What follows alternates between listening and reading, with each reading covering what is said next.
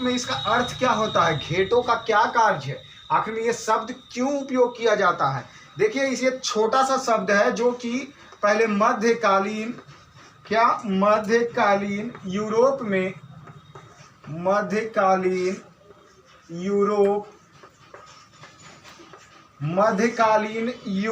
में जो यहूदियों लोग रहते थे ना, यहूदियों, उनके लिए प्रयोग किया जाता था। किनके लिए? यहूदियों के लिए एक शब्द का प्रयोग किया जाता था जिसका नाम दिया जाता है क्या, घेटो। मतलब यहूदी को जो बस्ती में लोग रहते थे, कह सकते हैं कि यहूदियों में रहने वाले बस्तियों में जो लोग रहते थे उसे घेटो कहा जाता है।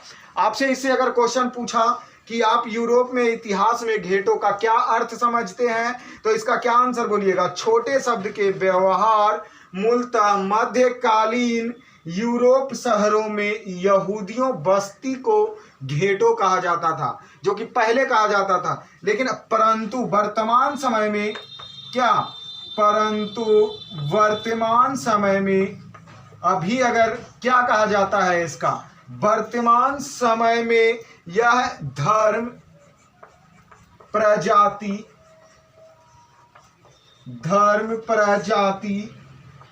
सामान्य पहचान वाले लोग, मतलब धर्म हो गया, प्रजाति हो गए, इसका समान पहचान वाले लोग,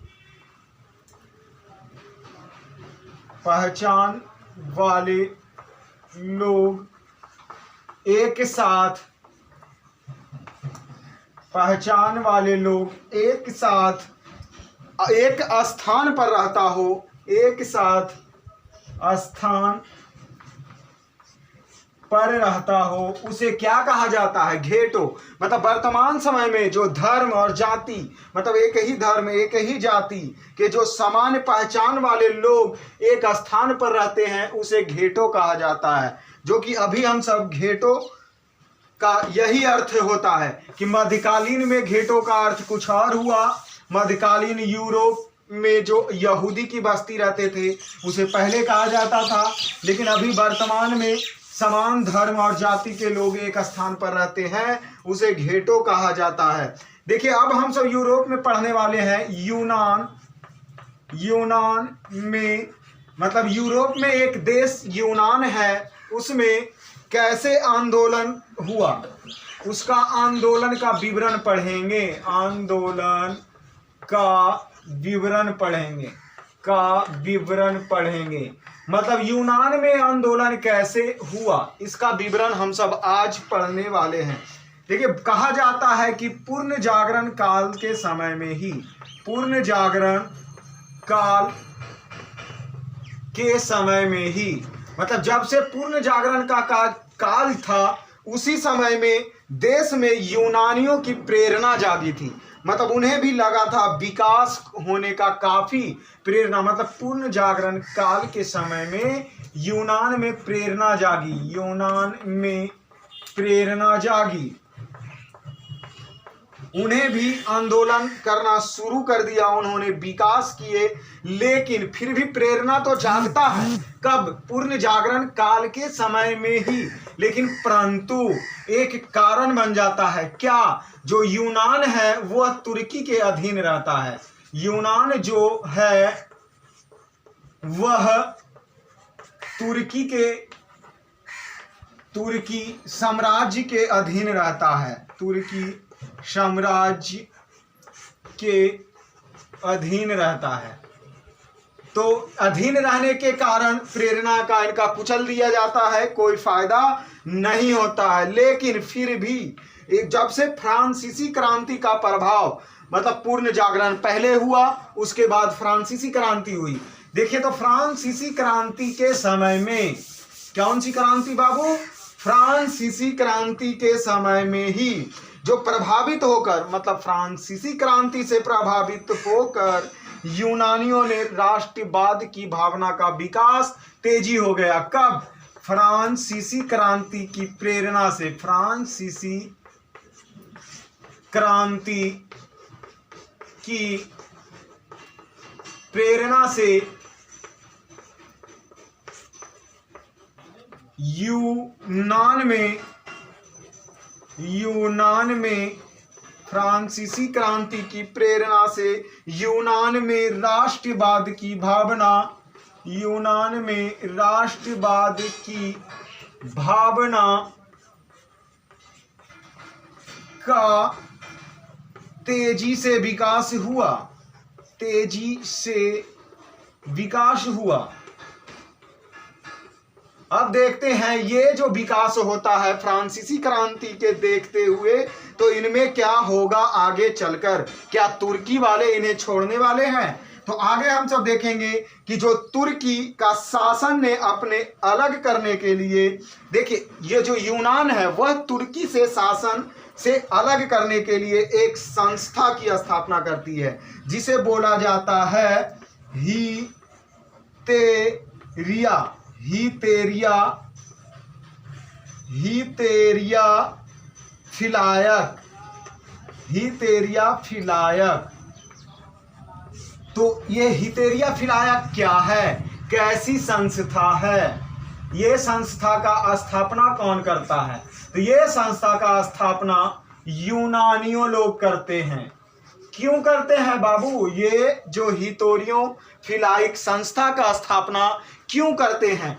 तो यह तुर्की के शासन से छुटकारा पाने के लिए हीतेरिया फिलायक संस्था की स्थापना यूनानी लोग करते हैं। क्या यह संस्था से छूटने वाले हैं? जो देखते हैं। लेकिन यह संस्था स्थापना किया तो कोई जगह पे किया होगा, जो कि यह जगह है कहाँ? ओडेसा। क्या बाबू?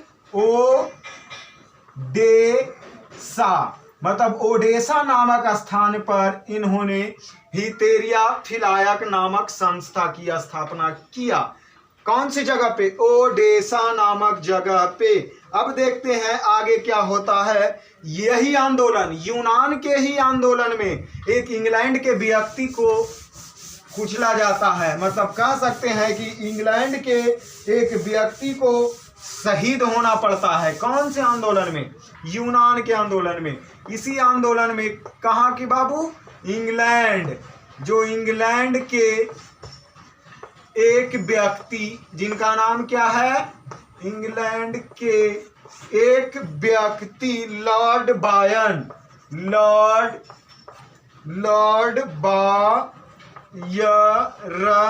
लॉर्ड बायरन को शहीद होना पड़ता है, को शहीद होना पड़ता है। मतलब यूनान के ही आंदोलन में लॉर्ड किनको? बायरन को शहीद होना पड़ता है, जो कि किस देश के थे? तो इंग्लैंड के यह व्यक्ति थे, लेकिन फिर भी शहीद हुए। आगे देखते हैं क्या होता है। 1821 ईस्वी में, 1821 ईस्वी में अलेक्जेंडर 1821 ईस्वी में अलेक्जेंडर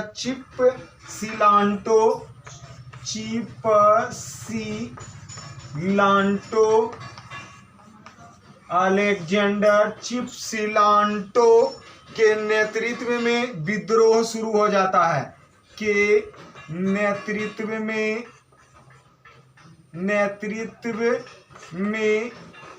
विद्रोह शुरू हो जाता है।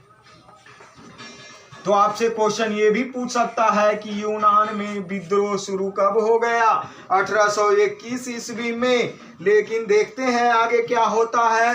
फिर 1827 ईस्वी में, मतलब ये जो 21 में विद्रोह शुरू हुआ, उस विद्रोह के बाद 1827 ईस्वी में एक सम्मेलन होता है। 1827 ईस्वी में क्या होता है बाबू?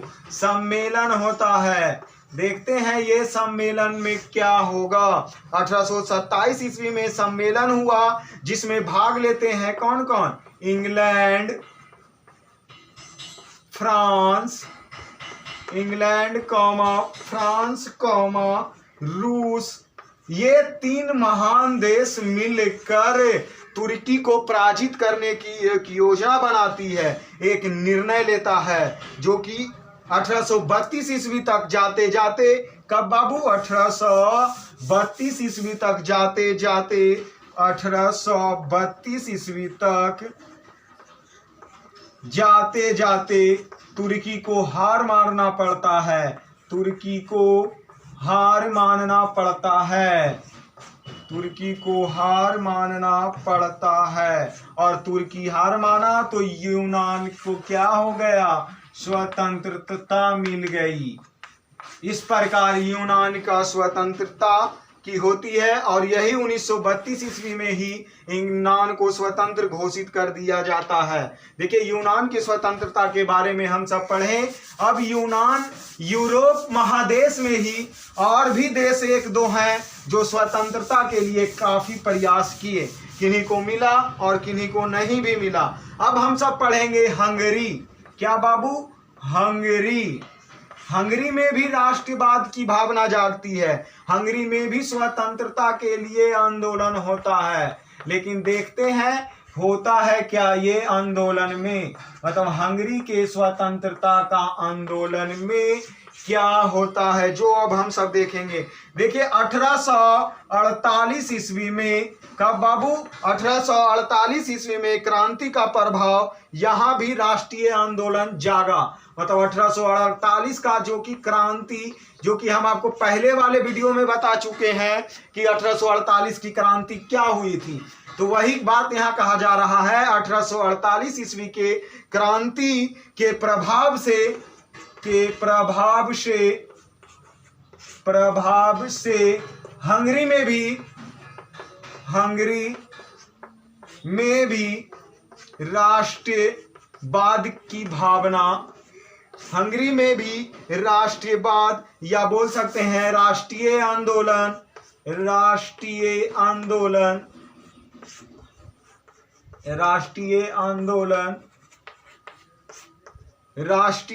आंदोलन शुरू हुआ। तो शुरू तो हो गया, लेकिन बाद में क्या होता है अब जो देखना है। मतलब आंदोलन तो 1848 में शुरू हो गया, बाद में क्या होता है। देखिए ये आंदोलन की नेतृत्व कोई व्यक्ति करेगा, जो कि उस व्यक्ति का क्या नाम है, कोसूथ। कौन बाबू, कोसूथ, जो कि इस आंदोलन का नेतृत्व करते हैं। लेकिन देखिए क्या होता है 31 मार्च 1948 ईस्वी को, 1900 नहीं बाबू, 1848 ईस्वी को, 31 मार्च 1848 ईस्वी को ऑस्ट्रिया के सरकार ने, कौन सरकार, ऑस्ट्रिया के सरकार ने हंगरी का यह आंदोलन को खत्म कर देता है। 1848 में ऑस्ट्रिया के सरकार ने आंदोलन को कुचल देता है और यहीं से आंदोलन हंगरी का क्या हो जाता है, खत्म हो जाता है। अब हम सब हंगरी के आंदोलन के बारे में पढ़े, इसके बाद आंदोलन पढ़ेंगे पोलैंड का विद्रोह। पोलैंड में भी कुछ विद्रोह होता है, उस विद्रोह में देखते हैं कि क्या होगा। तो यूरोप महादेश के एक और देश पोलैंड के बारे में देखते हैं कि पोलैंड में क्या हुआ, जो कि अब हम सब पढ़ने वाले हैं। पोलैंड का विद्रोह, कहाँ का विद्रोह बाबू, पोलैंड का विद्रोह।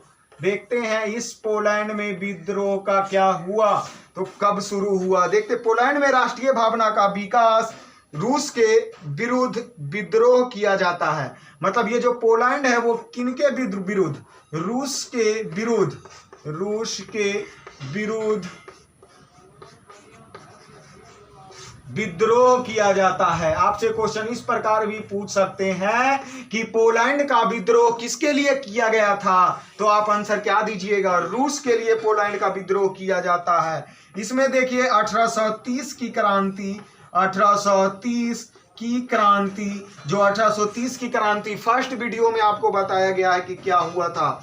1830 की क्रांति के कारण यह विद्रोह, 1830 के क्रांति के कारण यह विद्रोह भी कुचला जाता है। क्रांति के कारण यह विद्रोह कुचला जाता है। मतलब यहाँ भी यह विद्रोह क्या हो गया, समाप्त हो गया। पोलैंड का विद्रोह। अब हम सब देखेंगे कि और साथ ही साथ इंग्लैंड और फ्रांस की, देखिए यहाँ कुचलने जाने का सबसे बड़ा कारण क्या बनता है। सब ये जो पोलैंड है ना, इनका सहायता इंग्लैंड और फ्रांस नहीं करता है। सहायता कौन नहीं करता है? इंग्लैंड और फ्रांस नहीं करते हैं। इंग्लैंड और फ्रांस नहीं करते हैं। इंग्लैंड और फ्रांस है जो इसका सहायता नहीं करता है। इस कारण से पोलैंड का विद्रोह क्या होता है? कुचला जाता है। अभी पोलैंड के विद्रोह के बाद हम सब पढ़ने वाले हैं बोहेमिया का आंदोलन, मतलब यूरोप महादेश के एक और देश जो कि किसका नाम क्या लिए बाबू? बोहेमिया। बोहेमिया का आंदोलन। बोहेमिया का आंदोलन। देखते हैं इस आंदोलन में क्या होता है, सफल होंगे या फिर ये भी आंदोलन सभी के तरह विफल होंगे। देखिए बोहेमिया पर किसका राज रहता है? ऑस्ट्रिया का। बोहेमिया पर ऑस्ट्रिया का राज्य होता है। बोहेमिया पर ऑस्ट्रिया का राज्य या शासन होता है, जो कि क्रांतिकारी, ये देखिए ऑस्ट्रिया के जो लोग क्रांतिकारी वादी के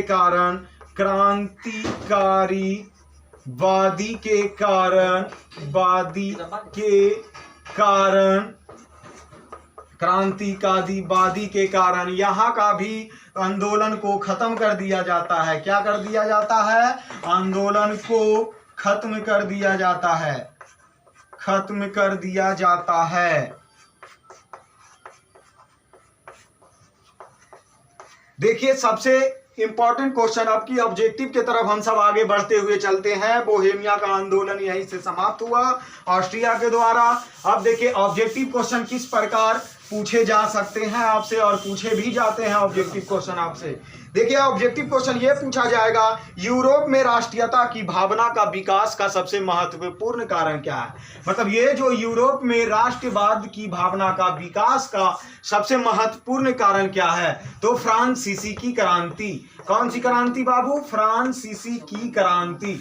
यही क्रांति की वजह से यूरोप में राष्ट्रवाद की भावना का विकास होता है। यहीं से दूसरा ऑब्जेक्टिव क्वेश्चन देखते हैं, इटली एवं जर्मनी किस महादेश में स्थित है? क्या बाबू? दूसरा, इटली एवं जर्मनी किस महादेश में स्थित है? इटली एवं जर्मनी किस महादेश में स्थित है? तो आप इसका आंसर क्या दीजिएगा? यूरोप महादेश में ही इटली एवं जर्मनी स्थित है। आगे ऑब्जेक्टिव बढ़ते हैं। एक क्वेश्चन आपसे ये भी रखता है कि रक्त एवं लौह की नीति, रक्त एवं लौह की नीति किसने अपनाई थी? रक्त एवं लौह की नीति किसने अपनाई थी? तो इसका आंसर क्या दीजिएगा? बिस्मार्क ने लौह एवं रक्त की नीति अपनाई थी।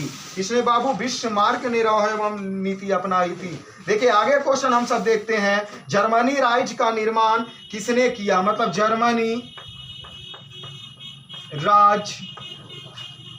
जर्मनी राइन राज्य, क्या बाबू? जर्मनी राइन राज्य का निर्माण किसने किया? तो इसका आंसर आप दीजिएगा नेपोलियन बोनापार्ट। क्या? नेपोलियन बोनापार्ट, जो कि नेपोलियन बोनापार्ट। देखिए आप नेपोलियन बोनापार्ट के नाम सुनते ही इनसे 5 क्वेश्चन आपको याद होना चाहिए। क्या? कि नेपोलियन बोनापार्ट का जन्म कब हुआ? 1769 ईस्वी में। नेपोलियन बोनापार्ट के पिता का क्या नाम था? तो कार्ल बोनापार्ट। क्या बाबू? Karl Bonaparte. देखिए ये तो जर्मनी का नेपोलियन हो गया। एक क्वेश्चन आपसे ये भी दे देता है कि भारत का नेपोलियन किसे कहते हैं? भारत का नेपोलियन किसे कहते हैं? तो भारत का नेपोलियन में आप किसका आंसर दीजिएगा? समुद्रगुप्त को भारत का नेपोलियन कहा जाता है। किनको? समुद्रगुप्त को भारत का नेपोलियन कहा जाता है। ऑब्जेक्टिव क्वेश्चन आपसे इसी प्रकार पूछे जाते हैं। 2-3 ऑब्जेक्टिव और है, वो भी देख लेते हैं ऑब्जेक्टिव क्वेश्चन की कैसे और होगा। फिर देखिए अगला क्वेश्चन है, 1870 में फ्रांस और प्रसा के बीच एक युद्ध हुआ। मतलब 1870 ईस्वी में किनके बीच बाबू? 1870 ईस्वी में फ्रांस और प्रशा के बीच युद्ध हुआ। इस युद्ध को क्या कहते हैं? तो इस युद्ध को सेडान का युद्ध कहा जाता है। कौन युद्ध? सेडान का युद्ध कहा जाता है। अगला क्वेश्चन देखते हैं कि गार्डन सिटी की अवधारणा किसने विकास किया? कौन से बाबू? गार्डन सिटी की अवधारणा। गार्डन सिटी की अवधारणा, गार्डन सिटी की अवधारणा किसने विकास किया? तो इसका आंसर हम सब देंगे एबेनेजर।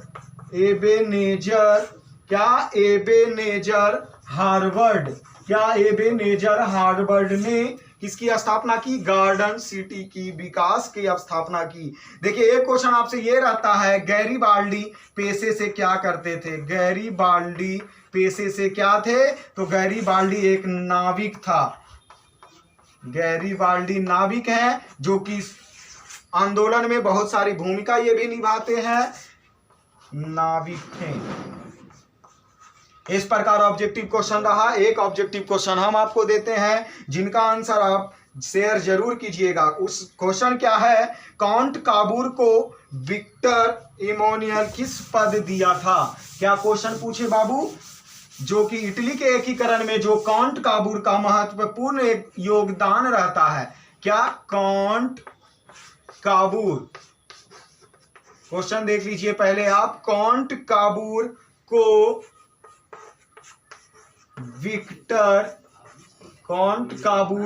विक्टर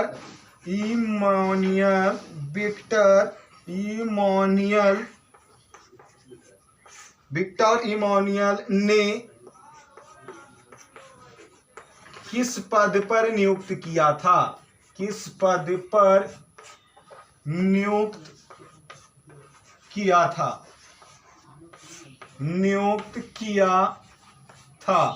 ये क्वेश्चन आप हमें शेयर जरूर कीजिए। इसका आंसर क्या होगा?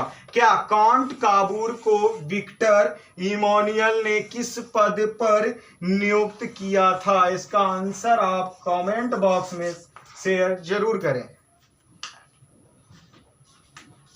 खत्म।